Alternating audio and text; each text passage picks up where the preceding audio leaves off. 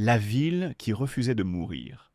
Dans l'Antiquité, il existait une cité dont les habitants semblaient défier la mort.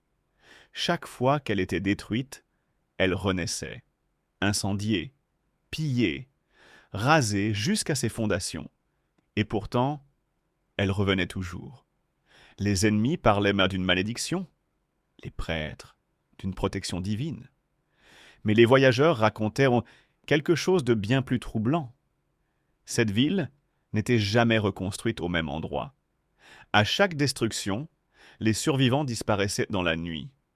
Puis, des années plus tard, une nouvelle cité surgissait, à quelques kilomètres seulement, avec les mêmes rues, les mêmes temples, et parfois les mêmes noms gravés sur les pierres. Les archéologues modernes ont confirmé l'étrangeté. Ils ont retrouvé plusieurs villes identiques, empilées dans le sol, comme des fantômes superposés. Mais le plus inquiétant se trouve dans les archives. Des tablettes racontent que les habitants croyaient que rester au même endroit trop longtemps attirait la mort.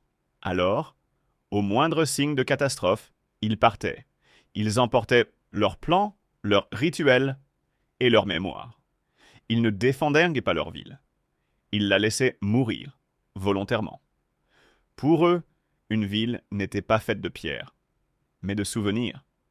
Aujourd'hui, personne ne sait où se trouve la dernière version de cette cité.